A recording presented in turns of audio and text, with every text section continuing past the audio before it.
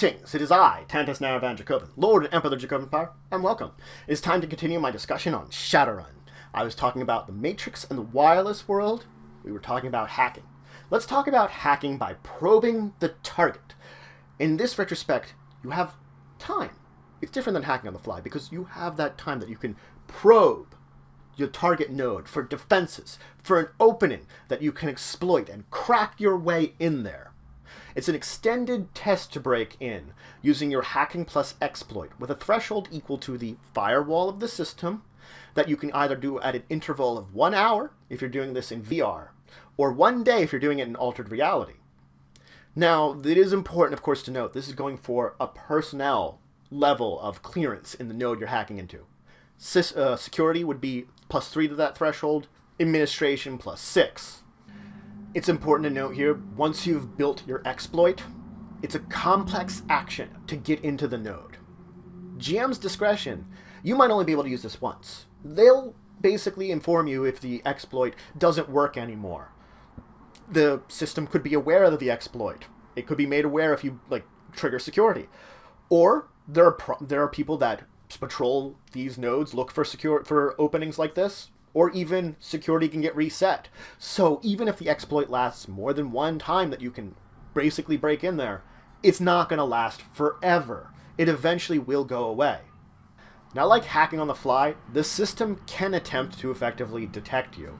It gets an analyze plus firewall with a threshold equal to your full stealth that can attempt to use when you are exploiting your way in.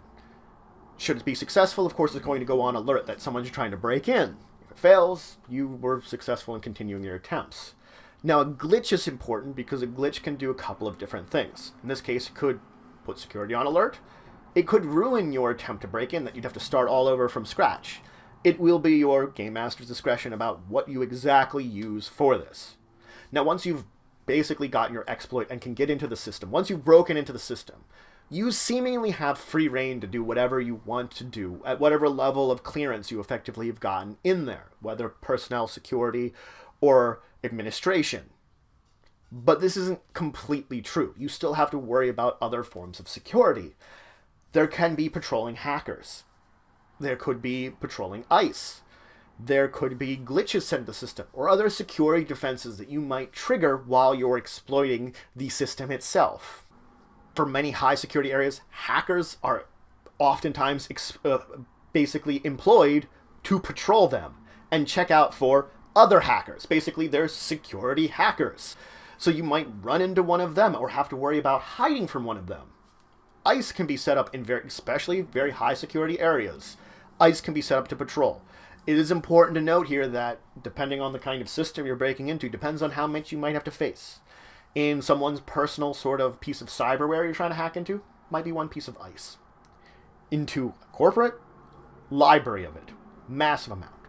Patrolling ICE oftentimes is given specific orders. Maybe it's scanning to see what kind of users are there. Scanning, it might be ordered to randomly check the authorization of various users to see if they're legitimate. Whatever the reasons, you might have to deal with the fact that patrolling ICE are there. And the fact is they can be loaded with programs like Analyze and Track that they can be using to detect and figure out what's going on within it. And if they detect an intruder, they can go on alert. If they're also loaded with, let's say, combat programs, they can attack you. Sometimes an ICE might be loaded with things like with the ability to investigate or track you back to where you're coming so that the system can launch a counter hack against you. So there's a lot of options within the fact that you might encounter ICE there that you don't know what you're going to encounter with it. You don't know what programs they're going to load into it. You don't know what its purpose is for doing it. And it detecting you is probably going to, at least it's going to put the system on alert, which is not good for you anyway. Once the system's on alert, of course, this is causing other problems. So the ICE is causing other problems. It could activate things like data bombs in order to get rid of it, encrypt files, or even activated embedded ISIN files that you might need some other extra kind of authentication, or you're getting attacked or tracked by that's within the very files you're trying to get. So as soon as the system is going on alert, because of the ICE, or because of maybe some kind of action you do, security just ramps up a lot. Now, once it's on alert, it can do a lot of different actions. It can basically call in for security, call in for ICE programs, activate some of its own programs, but it can also do more dramatic things like shutting down or rebooting. It is important to note, once a system goes on alert, it adds 4 to its firewall when relating to the intruder. So if it has any thresholds you have to meet as the intruder, its firewall goes up by 4, if it's based on firewall. Or if it's making any tests in it using its firewall, it gets a bonus of 4. It's on high security alert and basically tightening down its reins of keeping control of it, making it more difficult to deal with once it's on alert.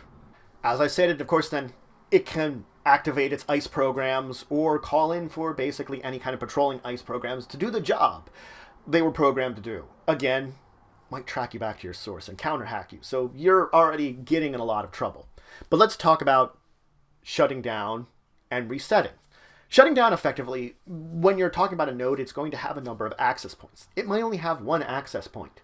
It can try to cut off those access points, especially cut off your access point directly. It can make an opposed firewall plus system versus your hacking plus exploit. And you basically roll off, and if it gets more successes than you, it basically kicks you out. It severs the connection that you have to the system. If you get more successes, you resist it. Now, this is assuming that you hacked in using exploit.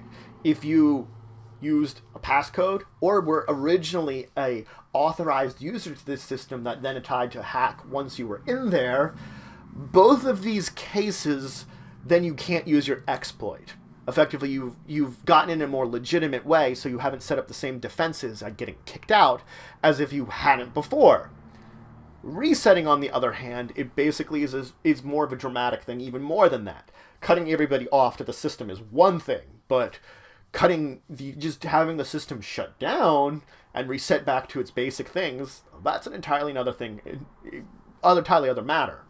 It'll make an extended test of system plus response with a threshold of 10 that it can do every combat turn. If it's successful, the system restarts.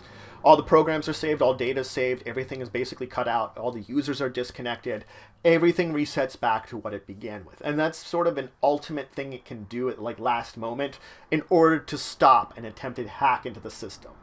That is the most dramatic of it, rather than if it can't, cut off all the access, it might try to do that, especially if it looks like its own security isn't being very successful against you.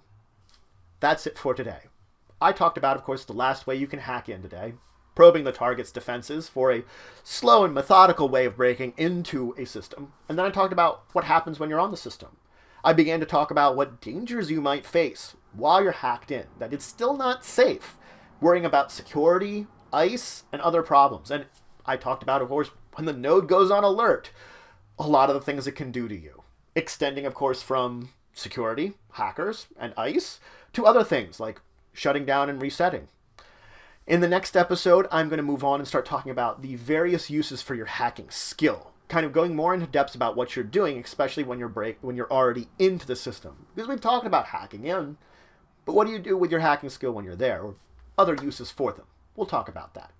So if you have any questions, comments, anything you want to say, anything you think I left out, please leave it in the comments below. Please like, share, and subscribe. It shows you for the channel, the Empire, the work I do. If you want to show some extra support, you can always check out my Patreon, link to the description below. But regardless, until the next time, I bid you farewell.